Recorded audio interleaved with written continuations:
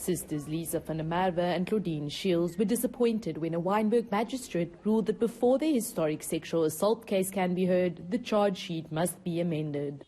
Magistrate Vanessa Miki ordered that a timeline with details of every incident of assault should be included.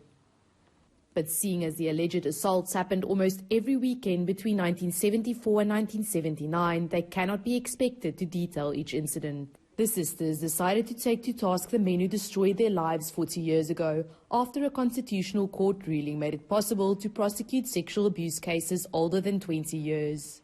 The state has filed a motion in the High Court to have Magistrate Vanessa Miki's ruling of December 2019 reviewed. The judge will soon decide whether Miki's ruling regarding the charge sheet of the oldest sexual assault case in the country should be set aside.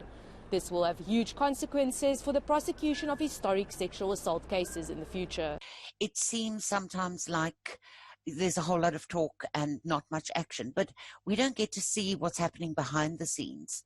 And it's things like this that take a huge amount of effort, and it can only have a positive outcome when you are trying to tidy up the law, make it a lot more watertight.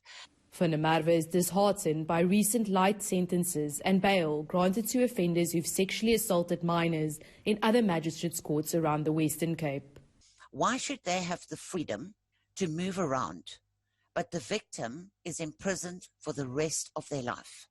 I mean, what kind of impression are we giving? That it's okay, do whatever you want to the child, and you can pay a little bit of money, and so what? We just go and do it again. There was a reason why they did it in the first place, and that urge to do it is not going to disappear overnight. Van der Merwe says they hope their case will help create new legislation that will solidify amendments to the Act, making it easier for other historic sexual abuse crimes to be prosecuted in future. Nadine Turan, Cape Town.